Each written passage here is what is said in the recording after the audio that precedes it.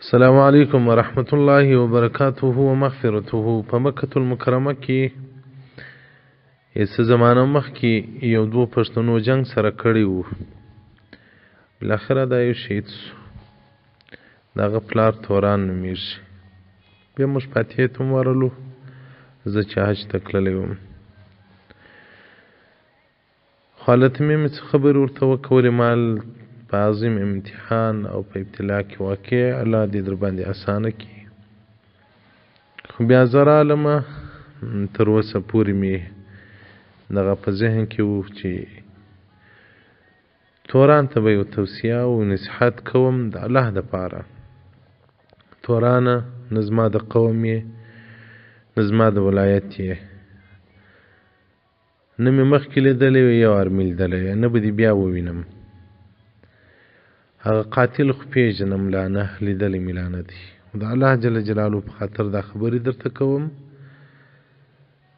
او د الله د رسول په خاطر یې کوم. نور مې والله بالله ثم تالله که هېڅ مقصد وي. په مسجد کې ناست یم، پر هغه مسله باندې ناست یم چې 5 وخته جماعت ورباندې کېږي. په محراب کې ناست یم. درواغ نه وایم درته. د جابر رضی الله تعالی عنه څخه روایت دی چې رسول الله صلی الله علیه و آله و صحبه وسلم فرمایلی دي: من اعتذر الى اخیه، که چا یو مؤمن ته عذر وکړي، جرګه ورله، مرکه ورله، علما ورله، خانان ورغلل، دا هغه عذر نه کوي قبول، هغه یې جواب کړل.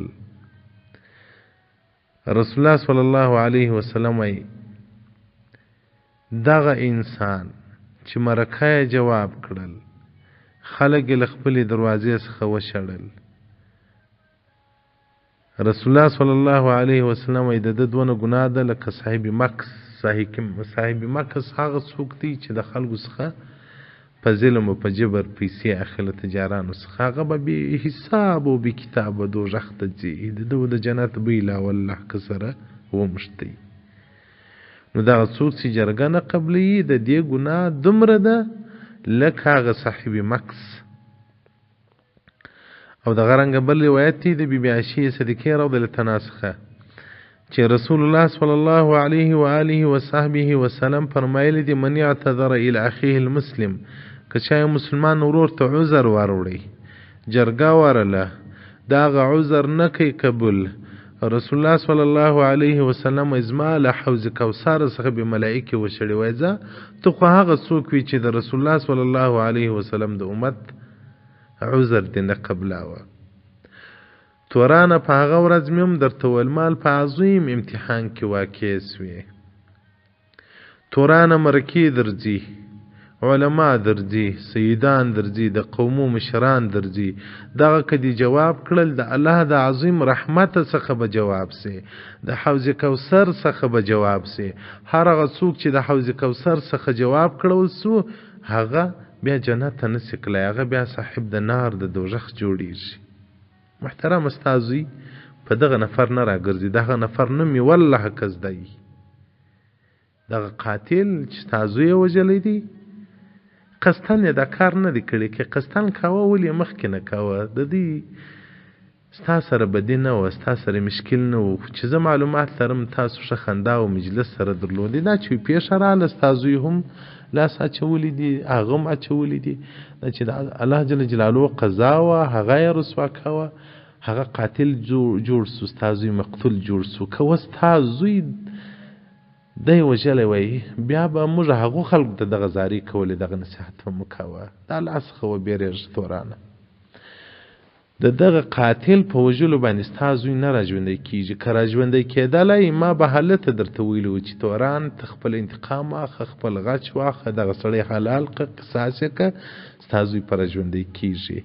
ما به درته ویلي وای چې تورانه ستا زوی ځوان دی، دغه سړی نو بس د پاخه عمر سړی دی، ژوند یې ډېر کړی دی، دی دې مړ سي، ستا زوی دې په راژوندی سي. نو ستا زوی نه په راژوندی کېږي او ستا د زوی مقام په کمیږي. ځکه په ورځ قیامت به هغه انسانان چې په ظلم باندې هغه شهیدان سوي لکه دا ستا له زوی سره چې ظلم وسو دا به الله جل جلاله ته خپلې وینې پیش کړي خپل عذر ورته وکړي چې الله ما خو وبخښه زما سر پرېسو یا زما زه په وینو باندې قبر لړلې قبر ته ولاړمه الله ما نو اوس وبخښه الله جل جلاله یې خو ستا قریبانو په دنیا کې ستا بدله واخیستله تا نو زه په چی شو بخښم هغه وخت مې بخښلی وای چې هغه وینې پر تا پاته وای نو ودرېږه حساب و کتاب وسیم بیا به د دوزخ او د جنت فیصله کېږي نو د زوی وینې مه خرڅوه محترمه الله په قرآن کې راته وایي تاسې عفه کوئ الله په عفه باندې خوشحاله کېږي او رسول الله صلی الله علیه وسلم فرمایي چې قاضي دی تر یو وس د قاضي چې څومره وس کېږي هغونه دې حدود نړوي حد دې نړوي انسان دې له مرګه بچاوي محترمه ستا ښځه ستا بیبي دا ستا د شهید زوی مور وژړېدله ته نورې مندې مه ژړوه ستاسو زړونه زهیر کړول سول ته نور زړونه مه زیروه تورانه دا زه درته وایم مخکې مې درته ما نه مې لیدلی وي یو وار مې لیدلی نه به دې بیا ووینم نه زه د خلکو سره شناخت کوم په دا مکة المکرمه کې داسې ډېر خلک شته چې زما د دید په ارمان دي ټلیفونان یې راته کړي دي زه هم د جنت دعاوې راته کوم چې په جنت کې سره ووینو تورانه د الله دپاره دا خبرې درته کوم ستا د قبر دپاره یې درته کوم که ستا زوی په راژوندی کېږي تورانه خو زه به دا فتوا درکړم چې بس د دغه سړي معاینه او اولادون هم ورمړک چې تا زوی هېڅ راژوندی شي چې تا زوی نه په راژوندی کېږي محترمه نو بیا مرکې مه جوابوه خلک مه جوابوه تورانه آخرت مه خرابوه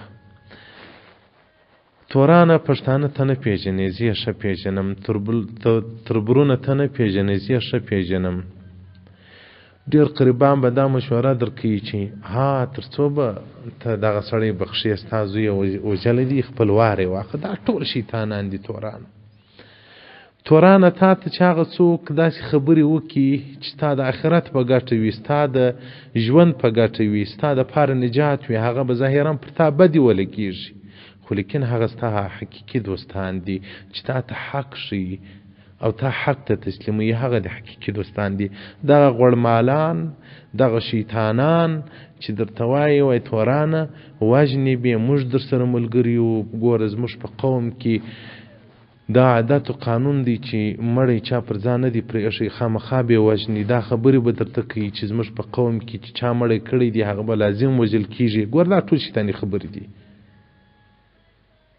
تورانه د الله په خاطر زما خبرې واوره او بیا ته الله د الله جل جلاله په خاطر بیا له ځان سره فیصله وکړه هغه ستا په قریبانو کې ستا په اشنایانو کې ستا په انډیوالانو کې دوستان او منافقین او شیطانان به هم ګرده در معلوم سي ستا زړه دردمن دی ستا زړه خوش سوی دی تا ته هغه څوک خوند درکوي چې ستا د زوی د قاتل غیبت وکړي ستا د زوی په قاتل کې در سره وغږېږي تا ته دا خبرې وکړي چې بس ژر یې ووژنه ژر وار یې واخه ژر قصاص واخه ځکه ستا زړه دردمن دی محترمه زه خبرې نه درته کوم زه ستا دوست یم دښمن دې والله که یم زه ځان د رسول الله صلی الله علیه و آله وصحبه وسلم وارث بولم رسول الله صلی الله علیه و آله وصحبه وسلم د هغه ژوندي قریب حمزه رضی الله عنه چې ته هم زیارت ته ورغلی زه هم ورغلی نور به ډېر مؤمنان ورغلي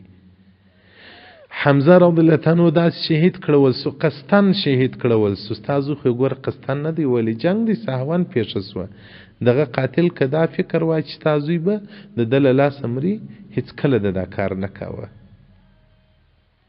حمزه رضی الله عنه وحشي رضی الله عنه قصدن شهید کی بیا پز زم پرې که غوږ زم پرې که زړه یې ځین راوکښي خو هغه قاتل رسول الله صلی الله علیه وسلم بخښي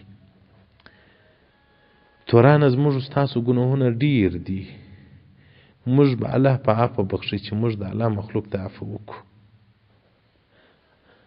تورانه موږ تاسو د الله عفو ته ضرورت لرو که موږ دلته جرګې و مرکې جواب کو او عفو ونه کو په هغه عظیمه ورځ چې د انسانانو بد حالات وي سترګې په تندي کې پرتې وي ژبې پر سینې پرتې وي او انسانان څوک تر غاړې فري څوک تر ګونډو فري په خولو کې غرق وي لانده خشتي وي او په هغه ورځ باندې الله جل جلاله د قهار په صفت باندې غږ وکړي وایي زه قهار یم، زه قهر کوونکی ذات یم، ما دوزخ د خپلو مستحقینو دپاره جوړ کړی دی، جنت مې د خپلو مستحقینو دپاره جوړ کړی دی. هر هغه چا چې نیک عملونه کړي هغه به جنت ته ځي، هر هغه چا چې بد عملونه کړي هغه به دوزخ ته ځي. په دغه ورځ هر مؤمن عفو ته ضرورت لري، خو الله پر هغه خلکو عفو کوي چې دوی په دنیا کې عفو کړي. تورانه د خپل آخرت د خپل قبر په خاطر باندې دغه قاتل معاف دغه قاتل که څومره ژوند وي څومره سجدي الله ته بیا وکړي په دغه ټولو سجدو کې ته شریک یې. تورانه د دغه قاتل که نور اولادونه پیدا سول هغه لمونځونه کول تورانه په دغه عبادت کې ته ور شریک کړي. الله جل جلاله په قرآن عظیم شان کې راته وایي که چا یو چا ته ژوند ورکړي لکه ټوله دنیا ته چې ژوند ورکړي. تورانه که تا دغه انسان له مرګه څخه را بچاو کړي یا عفو دې ورته وکوله، تورانه پر تا باندې به عرب و عجم افرین وایي چې افرین واقعات مؤمن یې، واقعات د رسول الله امتي یې، واقعات غیرتمن یې. تورانه عفو وکړه. تورانه دغه سړی که ته مړ کې وسوځي کې ماف کې زما کور ته هېڅ نه راځي، ما مخکې درته ویل ما نه به بیا سره ووینو. تورانه ستا په خطر باندې درته وایم، د الله په خطر باندې. تورانه بله وعده در کوم که ته واقعات د زوی په ګټه پسې د ځان په ګټه پسې تورانه. موږ ډېر غټ ختمونه کوو. تورانه په دا ښه شپه کې چې موږ ختم وکړي، تورانه په دغه ښه شپه کې چې موږ ختم وکړي قرآن شریف 2641 واره ختم سو.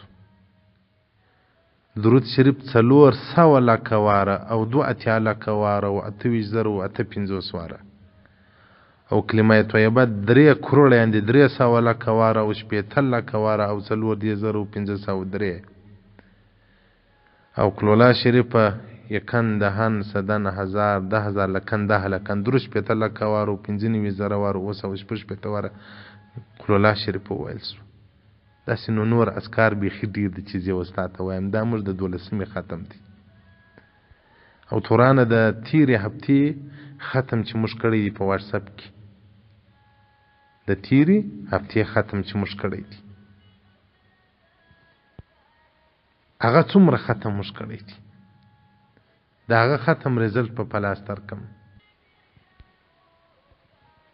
10 واره قرآن عظیم شان ختم سوی دی، یکن دهن سدن هزار 10,000 لکن 10 لکه 15 لکه او 1,901 یعنی 15 لکه څخه زیات موږ درود شریف ویلی دی. کلمه طیبه مو یکن دهن سدن هزار 10,000 لکن 10 لکن 10 لکه واره او 204 واره موږ کلمه طیبه ویلی ده. تورانه که ته رحم وکې تا به بیا موږ رحم وکړو په دغه غټو ختمو کې به ستا او ستا زوی تر کومه وخته چې موږ ژوندي یو یادوو به دي. د دې ختم په دعاو کې به تورانه زه داسې وایم چې الله توران او د ده زوی ته د زوی نوم یې اوس ستا نه دی زده، په هغه ورځ کې مې زده و. که ته عفو وکړې بیا به زه په د هره دعا کې د هرې جمعې شپه چې زه دعا کوم د ختم یا د 12مې ختم یا د عرفات ختم یا د روژې د 28 ختم یا د محرم د 10مې ختم، دا ختمونه چې زه کوم تورانه دا به زه تا ته وعده درکم. الله به را باندې شاهد دی، ټول شاګردان پر ما شاهدان دي. په هغو دعا کې به زه داسې وایم چې الله دغه ثواب وکړي تورانه او د ده زوی او د ده معاینه را شریک کړه او ثوابونه دوی ته ورسوه. تورانه دغه زموږ د ختمو ثواب که د ملک سلمان په باچهي باندې رانیول کېدلی والله بالله ثم تله که رانیول سوی وای دومره ثوابونه دي زموږ د ختم. نو ما دا زوی له دوه عظیمه ثوابه بې برخې کومه ځان بې برخې کوه. تورانه ډېر خلک پر دنیا باندې ګرځي. د ملک سلمان تخت و پایتخت ټول ماته راکوي، بخت و پایتخت ټول هر څه چې ماته راکوي. نه زه غواړم نه ورځم. تورانه که زما په جرګه باندې ته راضي کېږې زه به له ځان سره نور علما هم ملګري کړم، د پاسپورټ د ویزې مصرف د طیارې مصرف یې هم زه وکړم، عمرې ته بې درولم. زه به له یو چا څخه قرض کړم چې لور خرڅوم هم بې قرضوم له یو چا څخه. زه به درولم ستا دروازې ته مکة المکرمې ته چې موږ معاف کړه. تو رانه رحم وکړه، ستا په خاطر وایم، والله ستا په خاطر وایم، دا زما خبرې په غور واوره، نور ستا فیصله ده، نور ستا فیصله ده. زموږ دغه احسان دی در سره، دا خبرې مو درته وکولې، د الله دپاره مو درته وکولې. ګوره د قاتل نوم مو والله که زده وي، ستا د زوی نوم مو والله که وزده وي، راسیر دی اوس ستا نوم زده دی توران، که تورن دی که توران دی، خو اوس په دغه کې هم زه شکمن یم، ستا نوم توران دی که تورن دی. خو دا د یو مسلمانۍ درد مې په سینه کې پروت دی. یو عالم په صفت باندې د رسول الله صلی الله علیه وسلم وارث ځان بولم، په امت مې خوا بدېږي، په تا مې خوا بدېږي، په قاتل مې خوا بدېږي، ستا په زوی مې خوا بدېږي. دغه زموږ په ثوابو کې خلک ځان شریکولی، تا ته موږ زارۍ کوو چې دا ثوابونه به موږ تاسو ته در بخښو، او په دغه دعاوي کې به دې موږ یادوو، او په لکاو شاګردان زه لرم هغه به دې په دې دعاوي کې یادوي. دغه د خیر دروازې پر ځان ماتړه، دغه میسج پر خپل بیبي باندې هم واوره، هغې ته به هم موږ دعاوي کوو. ستاسو غیرت ستاسو شجاعت په دې کې دی چې ته عفو وکړې، دا چې ته د قصاص کې مندې وژړې، اولادونه یتیمان کې، دا ستا غیرت نه ده، دا ستا بېغیرتیا ده توران. کنې ورسته د یو دریم قوم پر سپین ږیري ته دا جریان بیان که، ورته دیوبندي داسې خبرې راته کړي دي، دا اوس پر حق دي که پر ناحقه دي. تورانه لازم دا بدبختي په مسلمانانو کې راځي، دا شان راځي. نو عفو باید وسي. که مرکه غواړي چې پښتنو څنګه مرکه کړي، په پښتنو کې څنګه دود رواج وي، هغه ډول مرکه به تا ته وکړي، هغه ډول به سر در سره کښته کړي، هغه ډول به دې راضي کړي، قناعت به وکړي دې هر ډول چې ته کوې، خو دغه انسان له مرګه را بچاو که.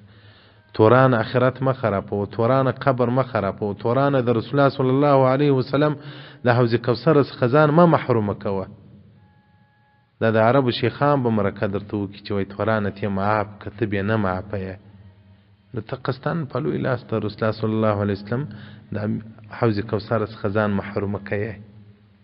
دا زما خبرې واوره، قرآن مخې ته کښېږده، بیا فیصله وکړه. الله جل جلاله دې له انساني شیطانانو هم وساته، الله دې له جني شیطانانو هم وساته. تورانه وروره، د آخرت ملګري دې لږ دي، د دنیا د شر او د فساد ملګري به دې ډېر وي.